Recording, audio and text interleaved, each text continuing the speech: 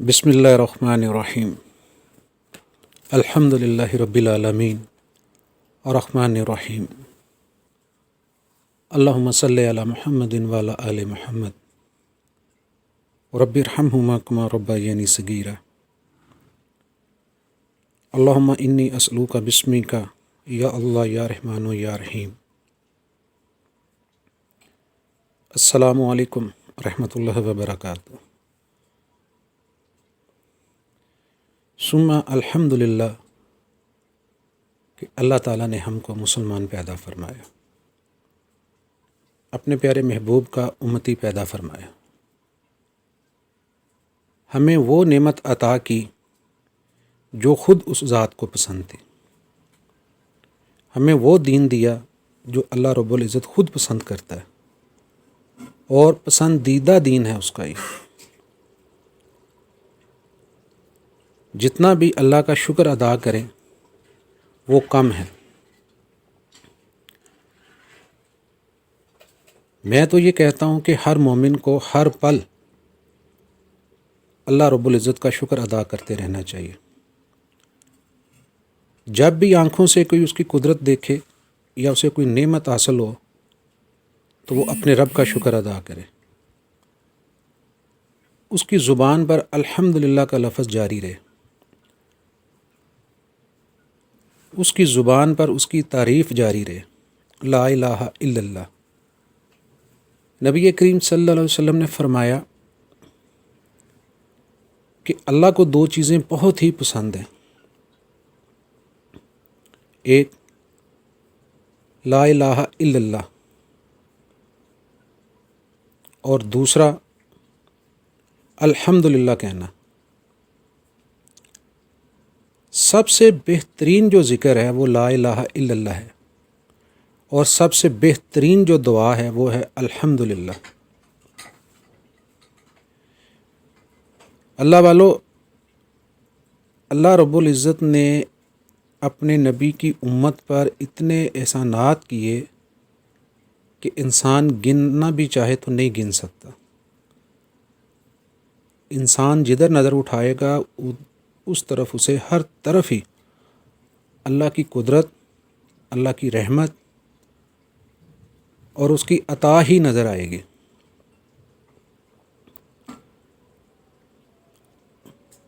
اللہ تعالیٰ نے ہم انسانوں کو جو سب سے پہلا انسانوں کو جو تحفہ دیا وہ تحفہ دیا ایمان کا، اسلام کا، دین اسلام کا۔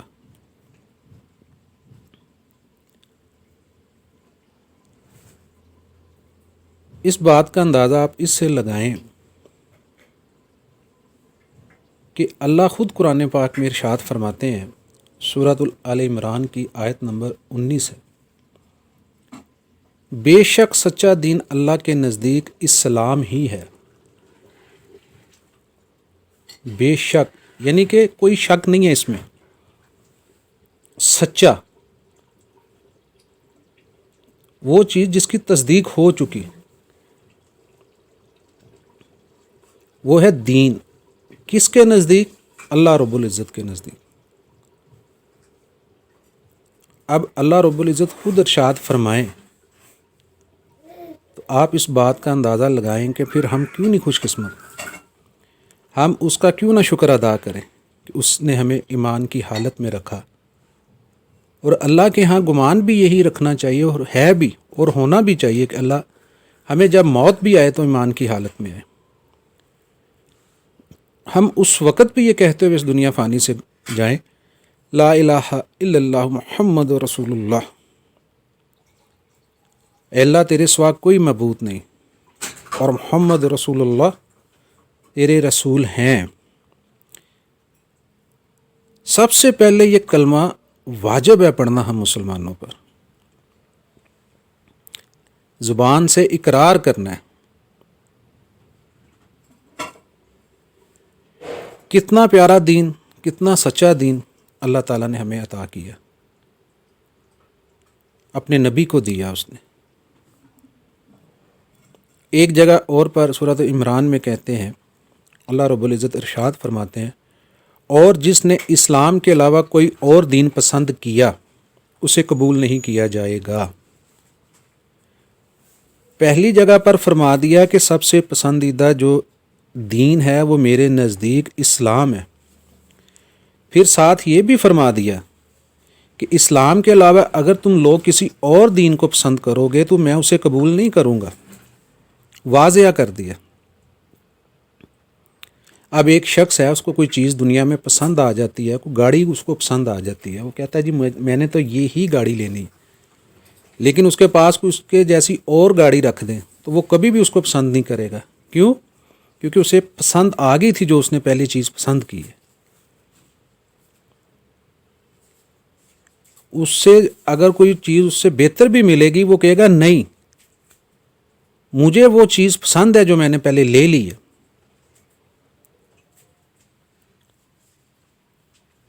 تو اللہ تعالیٰ نے واضح کر دیا اور کوئی قبول نہیں ہوگا دین اسلام کے علاوہ۔ جس شخص نے بھی سچے دل سے کلمہ طیبہ پڑھ لیا وہ اسلام میں داخل ہو گیا، اور جو اسلام میں داخل ہو گیا اسلام میں داخل ہوتے ہوئے بار بار یہ کلمہ دہرائے، لا الہ الا اللہ محمد رسول اللہ، تو آپ سمجھیں کہ وہ بار بار اقرار کر رہا ہے اور بار بار اللہ کی رحمت اپنے اوپر ڈال رہا ہے، اللہ تعالیٰ اس پہ نازل کر رہا ہے، تو اس کے کتنے درجات بلند ہوں گے۔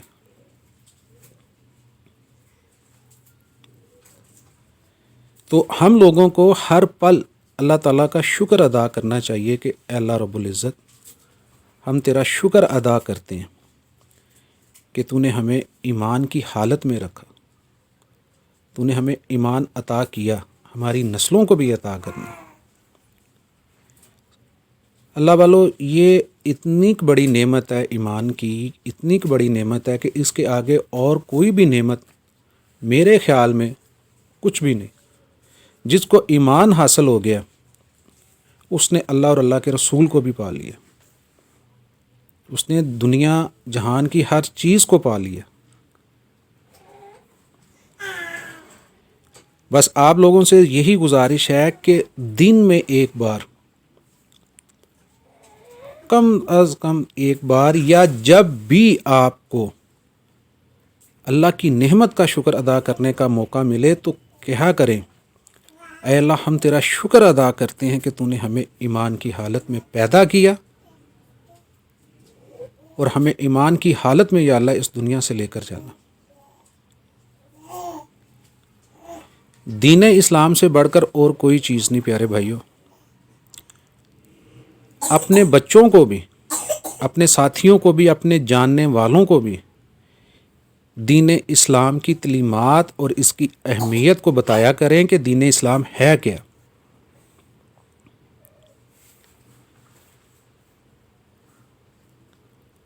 یہاں تک کہ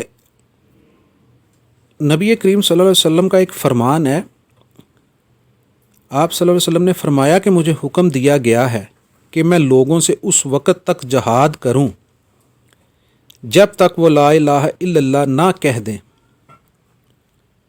تو ثم الحمدللہ، آپ اور ہماری نسلیں جو گزر چکی ہیں، گمان اچھا ہے کہ وہ بھی مسلمان ہوں گے، کہ ہماری نسلوں میں کون سے وہ اچھے بڑے تھے جو لا الہ الا اللہ کہہ چکے اور اس کے بعد ہم اس لڑی میں آگے، اور ہماری نسلیں اور ہماری زبانیں بھی اب کہتی ہیں لا الہ الا اللہ محمد رسول اللہ۔ آپ اس چیز کا اندازہ لگائیں کہ نبی پاک صلی اللہ علیہ وسلم کو بھی حکم تھا جہاد کرنے کا۔ بس فکر یہ کرنی چاہیے کہ لا الہ الا اللہ ہم نے کہہ تو دیا، کیا آیا ہم اب اس کے احکامات کو مان بھی رہے ہیں کہ نہیں؟ بس اتنا سا مسئلہ ہے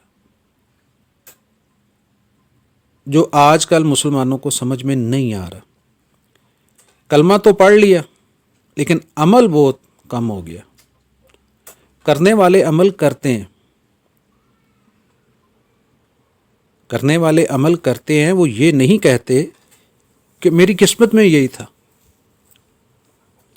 اچھا جی ایک بار کہہ لیا ہے اللہ بہتر کرے گا، نہیں، جس چیز کو بار بار یاد دہانی کروایا جائے گا یا جس چیز کو بار بار پڑھا جائے گا وہ آپ کو طاقت دیتی ہے، آپ کو وہ قوت دیتی ہے۔ اب مثال لے لیتے ہیں کہ کھانا روٹی روز 3 ٹائم کھاتے ہیں، روز ہم اس کو 3 ٹائم کھاتے ہیں۔ کیا ہی اچھا ہو کہ ایک بار کھانا کھا لیا تو کہیں جی ساری زندگی گزر جائے گی؟ ایسا نہیں ہو سکتا۔ ایسا کیوں نہیں ہو سکتا کہ جب بھوک لگے گی پھر ہمیں کھانا کھانا پڑے گا۔ اسی طرح جب ہماری روح کی غذا لا الہ الا اللہ ہے، ہماری روحانیت میں کمی محسوس ہوگی تو ہمیں اپنی روح کو، اپنی روحانیت کو مضبوط کرنے کے لیے اللہ اور اس کے رسول کی گواہی دینی پڑے گی۔ پھر ہمیں خود اپنے آپ کو، اپنی روح کو بتانا پڑے گا کہ اللہ کے سوا کوئی معبود نہیں، اے انسان تجھے ہی اللہ نے پیدا کیا ہے اور تو نے اسی کی طرف لوٹ کر جانا ہے۔ تو کیوں نہ تو اپنے رب سے رابطہ مضبوط کر، اس سے اپنا تعلق مضبوط کر، اس کی اور اس کے نبی کی اطاعت کر۔ تو اسی طرح ہمیں دن میں کئی بار اس چیز کو دہرانا چاہیے کہ ہم مسلمان ہیں، ہمارا کلمہ کیا ہے، ہم نے اللہ رب العزت پر ایمان لائے ہیں، ہم یہ مانتے ہیں کہ اس کے سوا کوئی عبادت کے لائق نہیں۔ نبی کریم حضرت محمد مصطفیٰ صلی اللہ علیہ وآلہ وسلم اللہ کے رسول ہیں اور آخری رسول ہیں، یہ بھی ہمارا عقیدہ ہونا چاہیے۔ تو یہ کچھ چند باتیں تھیں مختصر سی۔ ہم اپنے بچوں کو، خود اپنے عزیز و اقارب، دوست احباب کو بھی بتائیں کہ ہمیں دن میں ہر پل کسی کی طرف بھی دیکھیں تو اس کوئی چیز دیکھ کر اگر دل خوش ہوتا ہے، کوئی نعمت دیکھ کر دل خوش ہوتا ہے، یا کسی کو تکلیف دیکھ کر بھی دل پریشان ہوتا ہے، اور اپنی حالت دیکھیں کہ اللہ نے تو اس کو اگر بیماری دی ہے تو میں تو تندرست ہوں، تو مجھے تب بھی شکر ادا کرنا چاہیے، مجھے تب بھی شکر ادا کرنا چاہیے۔ زندگی بڑی پیاری چیز ہے، یہ صرف ایک بار ملنی ہے، اس کے بعد نہیں ملنی۔ اس زندگی کو ہمارا مقصد ہونا چاہیے کہ ہم اس زندگی کو اس طرح گزاریں کہ اللہ اور اللہ کا رسول ہم سے راضی ہو جائے، اور دعا کرنی چاہیے کہ اللہ ہم تیرے فیصلوں سے راضی ہیں، تو بہتر فیصلے فرمانے والا ہے۔ ہم تو خاک ہیں، جب ہمارے جسم سے روح نکلے گی ہم مٹی میں چلے جائیں گے تو مٹی بن جائیں گے، خاک ہو جائیں گے، لیکن تیرے فیصلے تا ابد رہنے والے، آخر تک رہنے والے۔ اے اللہ تو ہی اول ہے اور تو ہی آخر ہے۔ جب ہم اپنے ذہنوں میں اس بات کا تہیہ کر لیں گے کہ اللہ ہی آخر ہے، اللہ ہی اول ہے، تو میرے بھائیوں دیکھو کتنی ساری آسانیاں ہمارے لیے پیدا ہو جائیں گی، مشکلات ساری ختم ہو جائیں گی۔ اگر اللہ تعالیٰ کی طرف سے مشکلات آ بھی جائیں گی تو ہمارے درجات کو بلند کر دیں گے۔ میری آپ سے دعا ہے، دن میں کئی بار، اگر اتنا بھی نہیں ہوتا تو ایک بار ضرور کلمہ پڑھا کریں، ضرور کلمہ پڑھا کریں، ایک بار ضرور کلمہ پڑھا کریں، اور دوستوں کو بھی، بچوں کو بھی، اپنے گھروں میں بھی اس کی تاکید کریں، تلقین کریں اس کی کہ کلمہ لازمی پڑھنا ہے۔ رات کو سونے سے پہلے ایک بار کلمہ پڑھیں اور شکر ادا کریں۔ جب صبح اٹھیں، جیسے ہی آنکھ کھلے تو سب سے پہلے آپ کے ہونٹوں پر، آپ کی زبان پر یہ کلمہ ہونا چاہیے، اللہ اکبر، اللہ اکبر، اللہ اکبر، لا الہ الا اللہ محمد رسول اللہ۔ اللہ تو سب سے بڑا ہے، اللہ تو سب سے بڑا ہے، اے اللہ تو سب سے بڑا ہے، اللہ تیرے سوا کوئی معبود نہیں، اور محمد صلی اللہ علیہ وآلہ وسلم تیرے رسول ہیں۔ تو آپ یہ اندازہ لگائیں کہ جس کی بارگاہ میں ہم نے جانا ہے، صبح وہ ہم لوگوں کو صبح وہ اٹھاتا ہے۔ جب یہ فرشتے کلمہ لکھیں گے، اللہ کی بارگاہ میں نامہ اعمال پیش ہوں گے تو اللہ پوچھے گا کہ اے فرشتوں اس کے نامہ اعمال کو دیکھو کیا لکھا ہے. تو جب ہر صفحے پر یہ لکھا ہوگا کہ اللہ یہ گواہی دیتا تھا کہ اللہ سب سے بڑا ہے، اللہ کے سوا کوئی معبود نہیں، اور محمد رسول اللہ صلی اللہ علیہ وسلم کی گواہی دیتا ہے کہ یہ اللہ کے نبی ہیں، تو یقیناً ہمارا اللہ کی بارگاہ میں گمان ہونا چاہیے کہ یہ چھوٹا سا عمل ہمارے لیے دنیا اور آخرت کی فلاح ہے، نجات ہے. تو اللہ پاک ضرور فرشتوں سے کہیں گے کہ ہاں اس نے ٹھیک کہا، یہ سچے دل سے کہتا تھا. اور جس نے سچے دل سے ایک بار بھی، نبی کریم صلی اللہ علیہ وآلہ وسلم کی حدیث پاک کا مفہوم ہے کہ جس نے ایمان کی حالت میں ایک بار بھی لا الہ الا اللہ کہا، اللہ تعالیٰ اس پر جہنم کی آگ جو ہے وہ حرام کر دے گا. جہاں جہنم کی آگ حرام ہو گئی تو اس کا مطلب ہے کہ اللہ رب العزت نے ہمیں جنت عطا کر دی. تو کیوں نہ اس ذات کا شکر ادا کریں کہ جس نے ہمیں جنت میں داخل کرنا ہے، جس نے ہمیں جنت عطا کرنی ہے. تو اللہ رب العزت کے ہاں دعا ہے کہ اللہ پاک ہم سب کو صبح شام دن میں کئی بار ہمیں، ہماری نسلوں کو، ہمارے جاننے والوں کو یہ کلمہ توحید کہنے کی، کلمہ حق کہنے کی توفیق عطا فرمائے. بار بار اپنے بچوں کو آپ لوگوں نے اس بات کی تلقین کرنی ہے. بیٹا، بچوں سے درخواست کریں کہ بیٹا جب بھی آپ ہمارے پاس آئیں، یہ ایک چھوٹا سا مسئلہ سمجھ لیں، اس میں شرمانا نہیں. اگر آپ اپنی فیملی میں بیٹھے ہیں، اپنے دوست احباب میں بیٹھے ہیں، تو منہ سے کہہ سکتے ہیں لا الہ الا اللہ محمد رسول اللہ، اور یقیناً وہاں پر جو بھی بیٹھے ہوں گے وہ بھی مومن اور ایمان والے ہیں. یقیناً آپ کے اس کلمے پڑھنے کی وجہ سے وہ بھی کلمہ پڑھیں گے. اور دیکھیں، اگر آپ کلمہ پڑھتے ہیں، 2-4 دوست بیٹھے ہیں، تو جو انہوں نے کلمہ پڑھا، جو اس کا اجر ملا، وہ اس کا ثواب آپ کو بھی ملے گا اور ان کو بھی ملے گا. گھروں میں جائیں، بچے ہوں، بچوں کو جاتے ہی کہہ دیں کہ بیٹا آج کلمہ پڑھا کسی نے، میرا دل کر رہا ہے کہ بچہ مجھے کلمہ سنائے. بچوں کو عادت ڈال دیں کہ بیٹا اگر ہمارے منہ سے نہیں نکلتا کلمہ، ہماری کچھ مصروفیات ہیں یا ہم کام میں مصروف ہیں، بیزی ہیں، تو آپ بتائیں کہ ابا جان، امی جان، ابو جان کلمہ ایک بار پڑھ لیں. کوئی بھی کام کریں، کلمہ پڑھنا شروع کر دیں. تو آپ یہ دیکھیں کہ جب آپ کے گھروں میں، آپ میں اور آپ کی نسلوں میں کلمہ پڑھنے کی یہ عادت بن جائے گی، تو دیکھیے گا کہ اللہ کی جو رحمت ہے وہ آپ پر کتنی نازل ہوتی ہے، آپ کے لیے کتنی آسانیاں پیدا کرتی. ساتھیو، میرا جو گفتگو کرنے کا مقصد ہوتا ہے نا، وہ یہ ہوتا ہے کہ ہم اپنی روزمرہ کی زندگی میں وہ معاملات شامل کریں جس کے ذریعے ہماری نجات ہو. ماشاءاللہ قرآن پاک کا ترجمہ اتنا پیارا ہے کہ اس کو پڑھتے جائیں تو بندہ سمجھتا ہے کہ یہ میرے لیے ہی ہے. احادیث کو پڑھیں تو بندہ یہ سمجھتا ہے کہ یہ میرے لیے ہے. لیکن مسئلہ یہ ہے کہ آج کل قرآن کے ترجمے کو اور احادیث کو سمجھنے کے لیے نا ٹائم نہیں لوگوں کے پاس.